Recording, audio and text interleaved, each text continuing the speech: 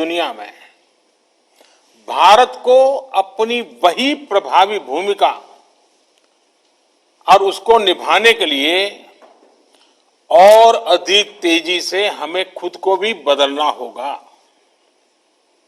और इसी सोच के साथ अब देश में इनोवेशन के लिए, रिसर्च के लिए, डिजाइन के लिए, डेवलपमेंट के लिए, एंटरप्राइज के लिए जरूरी इकोसिस्टम तेजी से तैयार किया जा रहा है।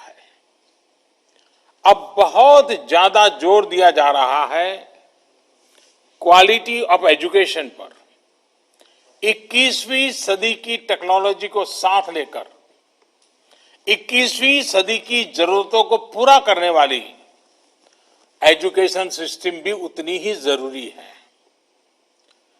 प्रधानमंत्री ई विद्या कार्यक्रम हो या फिर अटल इनोवेशन मिशन, देश में साइंटिफिक टेम्परामेंट बढ़ाने के लिए अनेक क्षेत्रों में स्कॉलरशिप का विस्तार हो या स्पोर्ट्स की दुनिया से जुड़े टैलेंट को मॉडर्न फैसिलिटीज और आर्थिक मदद, रिसर्च को बढ़ावा देने वाली योजनाएं हो या फिर भारत में world class 20 institutes of eminence के निर्माण का मिशन, ऑनलाइन एजुकेशन के लिए नए संसाधनों का निर्माण हो या फिर स्मार्ट इंडिया हैकाथॉन जैसे अभियान, प्रयास यही है कि भारत की एजुकेशन और आधुनिक बने, मॉडर्न बने, यहां के टैलेंट को भरपूर अवसर मिले। साथियों, इस कड़ी में कुछ दिन पहले देश की नई एजुकेशन पॉलिसी का ऐलान किया गया है। ये पॉलिसी 21वीं सदी के नौजवानों की सोच, उनकी जरूरतें, उनकी आशाओं, अपेक्षाओं और आकांक्षाओं को देखते हुए बनाने का व्यापक प्रयास हुआ है। 5 वर्ष तक देश भर में इसके हर बिंदु पर व्यापक डिबेट और डिस्कशन हुए हैं, हर स्तर पर हुए हैं और तब जाकर ये नई नीति बनी है। ये सच्चे अर्थ में पूरे भारत को, भारत के सपनों को, भारत की भावी पीढ़ी की आशा आकांक्षाओं को अपने में समेटे हुए नई भारत की शिक्षा नीति आई है। इसमें हर क्षेत्र, हर राज्य के विद्वानों के विचारों को समाहित किया गया है और इसलिए ये सिर्फ एक पॉलिसी डॉक्यूमेंट नहीं है, बल्कि 130 करोड़ से अधिक भारतीयों की एस्पिरेशंस का रिफ्लेक्शन भी है। साथियों, आप भी अपने आसपास देखते होंगे, आज भी अनेक बच्चों को लगता है कि उनको एक ऐसे विषय के आधार पर जज किया जाता है जिसमें उसका कभी इंटरेस्ट था ही नहीं। माँ बाप का, रिश्तेदारों का, दोस्तों का, ओवरऑल एनवायरनमेंट का प्रेशर होता है, तो वो दूसरों द्वारा चुने गए सब्जेक्ट्स मजबूरन पढ़ने लगते हैं। इस अप्रोच ने देश को एक बहुत बड़ी आबादी ऐसी दी जो पढ़ी लिखी तो है, लेकिन जो उसने पढ़ा है उसमें से अधिकांश उसके काम नहीं आता है। डिग्रियों के अंबार के बाद भी वो अपने आप में एक अधूरापन महसूस करता है। उसके भीतर जो आत्मविश्वास पैदा होना चाहिए, जो कॉन्फिडेंस आना चाहिए, उसकी कमी वो महसूस करता है। इसका प्रभाव उसकी पूरी लाइफ की जर्नी पर पड़ता है। साथियों, नई एजुकेशन पॉलिसी के माध्यम से इसी अप्रोच को बदलने का प्रयास किया जा रहा है। पहले की कमियों को दूर किया जा रहा है। भारत की शिक्षा व्यवस्था में अब एक सिस्टमेटिक रिफॉर्म, शिक्षा का इंटेंट और कंटेंट दोनों को ट्रांसफॉर्म करने का प्रयास है। Friends, the 21st century is the era of knowledge.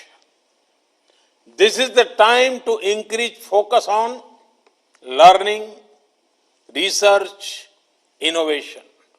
And this is exactly what India's National Education Policy 2020 does.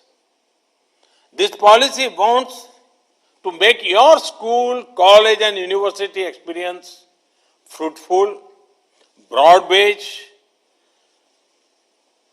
one that guides you to your natural passions. Friends, you are among the best and brightest of India. This hackathon is not the first problem you have tried to solve, nor is this the last. I want you and youngsters like you not to stop doing three things: learning, questioning, solving. When you learn, you get the wisdom to question. When you question, you get out of the box methods to solve problems. When you do that, you grow. Due to your effort, our nation grows. Our planet prospers. Friends, India's national education policy reflects these spirits. We are shifting from the burden of the school bag, which does not last beyond school, to the boon of learning, which helps for life. From simply memorizing to critical thinking. For years, the limitations of the system had an adverse effect on the lives of students. No longer. The national education policy reflects the aspirations of young India.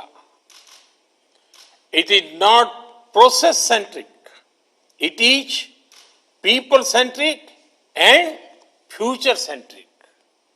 Friends, among the most exciting things of the policy is the emphasis on interdisciplinary study.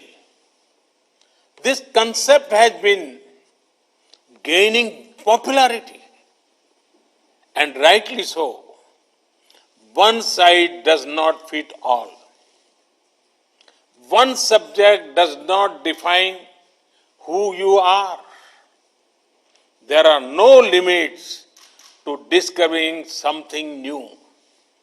Human history has many examples of stalwarts who have accelerated in diverse areas, be it Aryabhatta, Leonardo da Vinci, Helen Keller, Gurudev Tagore. Now, we have done away with some traditional boundaries between art, science, commerce. If someone is interested, they can learn maths and music together, or coding and chemistry together. This will ensure the focus is on what the student wants to learn, rather than what the student is expected to do by society. Interdisciplinary studies gives you control. In the process, it also makes you flexible. In the national education policy, flexibility has been given great importance. There are provisions for multiple entry and exits. No one-way streets for students. एक सांकड़ी गली नहीं होगी अब.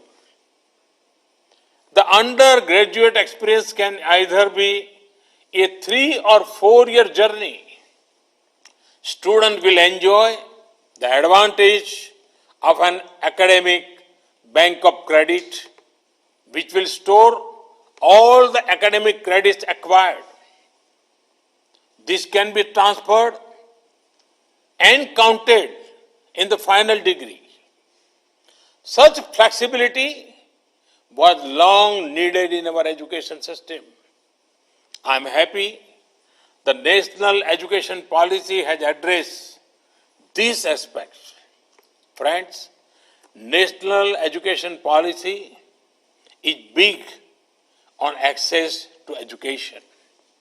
Starting from primary education, in higher education, the aim is to increase gross enrollment ratio to 50% by 2035. Other efforts, be it gender inclusion, fund, special education zones, question for open and distance learning will also help.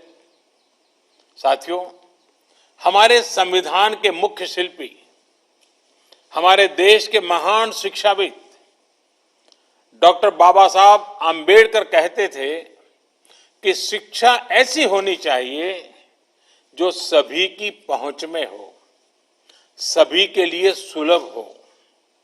ये शिक्षा नीति उनके इस विचार को भी समर्पित है. ये एजुकेशन पॉलिसी जॉब सीकर्स के बजाय जॉब क्रिएटर्स बनाने पर बल देती है. यानी एक प्रकार से ये हमारे माइंडसेट में, हमारी अप्रोच में ही रिफॉर्म लाने का प्रयास है. इस पॉलिसी के फोकस में एक ऐसे आत्मनिर्भर युवा का निर्माण करना है जो ये तय कर पाए कि उसको जॉब करनी है, सर्विस करनी है या फिर एंटरप्रेन्योर बनना है. साथियों, हमारे देश में भाषा, लैंग्वेज हमेशा से एक संवेदनशील विषय रहा है. इसी एक बड़ी वजह है कि हमारे यहां स्थानीय भाषाओं को अपने हाल पर ही छोड़ दिया गया. उसे पनपने और आगे बढ़ने का मौका बहुत कम मिला. अब एजुकेशन पॉलिसी में जो बदलाव लाए गए हैं, उससे भारत की भाषाएं आगे बढ़ेगी, उनका और विकास होगा. ये भारत के ज्ञान को तो बढ़ाएगी ही, भारत की एकता को भी बढ़ाएगी. हमारी भारतीय भाषाओं में कितनी ही समृद्ध रचनाएं हैं, सदियों का ज्ञान है, अनुभव है. इन सब का अब और विस्तार होगा. इससे विश्व का भी भारत की समृद्ध भाषाओं से परिचय होगा. और एक बहुत बड़ा लाभ ये होगा कि विद्यार्थियों को अपनी शुरुआती वर्षों में अपनी ही भाषा में सीखने का अवसर मिलेगा. इससे उनका टैलेंट और पुष्पित पल्लवित होने के लिए मैं समझता हूं बहुत अवसर होगा. वो सहज होकर बिना दबाव के नई नई चीजें सीखने के लिए प्रेरित होगा. वो शिक्षा से जुड़ पाएगा. वैसे भी आज जीडीपी के आधार पर विश्व के टॉप 20 देशों की लिस्ट देखें तो ज्यादातर देश अपनी गृह भाषा, मातृभाषा में ही शिक्षा देते हैं.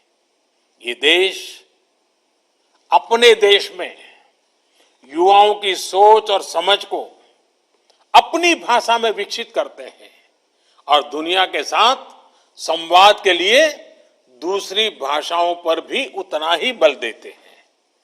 यही नीति और रणनीति 21वीं सदी के भारत के लिए भी बहुत उपयोगी होने वाली है। भारत के पास तो भाषाओं का अद्भुत खजाना है, जिनको सीखने के लिए एक जीवन भी कम पड़ जाता है और आज दुनिया भी उसके लिए लालायित है।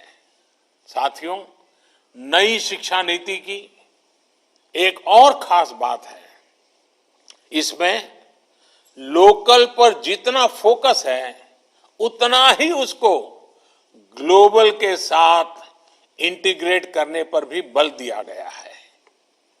एक और, जहां स्थानीय लोक कलाओं और विद्याओं, शास्त्रीय कला और ज्ञान को स्वाभाविक स्थान देने की बात है, तो वहीं टॉप ग्लोबल इंस्टीट्यूशंस को भारत में कैंपस खोलने का भी आमंत्रण है। इससे हमारे युवाओं का भारत में ही वर्ल्ड क्लास एक्सपोजर और अपॉर्चुनिटी मिलेगी और ग्लोबल कंपटीशन के लिए ज्यादा तैयारी भी हो सकेगी। इससे भारत में विश्व स्तरीय संस्थान के निर्माण में, भारत को ग्लोबल एजुकेशन का हब बनाने में भी बहुत सहायता मिलेगी। साथियों, देश की युवा शक्ति पर मुझे हमेशा ही बहुत भरोसा रहा है। ये भरोसा क्यों है, ये देश के युवाओं ने बार बार साबित किया है। हाल ही में कोरोना से बचाव के लिए फेस शील्ड्स की डिमांड एकदम बढ़ गई थी। इस डिमांड को 3D प्रिंटिंग टेक्नोलॉजी के साथ पूरा करने के लिए बड़े पैमाने पर देश के युवा आगे आए। पीपीईज और मेडिकल डिवाइस के लिए जिस प्रकार देश के युवा इनोवेटर्स, युवा एंटरप्रेन्योर्स सामने आए हैं, उसकी चर्चा आज चारों तरफ है।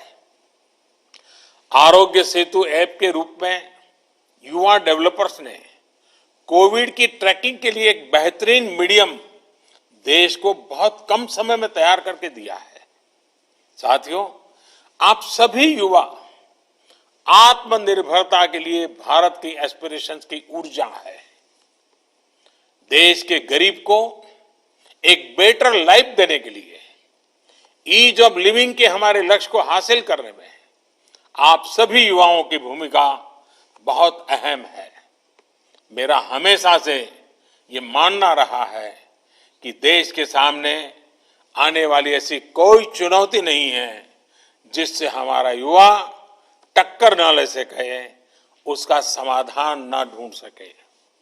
हर जरूरत के समय जब भी देश ने अपने युवा इनोवेटर्स की तरफ देखा है, हमारे युवाओं ने कभी भी किसी को निराश नहीं किया है। स्मार्ट इंडिया हैकाथॉन के माध्यम से भी बीते सालों में अद्भुत इनोवेशंस देश को मिले हैं। मुझे पूरा विश्वास है कि इस हैकाथॉन के बाद भी आप सभी युवा साथी देश की जरूरतों को समझते हुए देश को आत्मनिर्भर बनाने के लिए नए नए सॉल्यूशंस पर काम करते रहेंगे। एक बार फिर आप सभी को बहुत बहुत शुभकामनाएं देता हूं। बहुत बहुत धन्यवाद।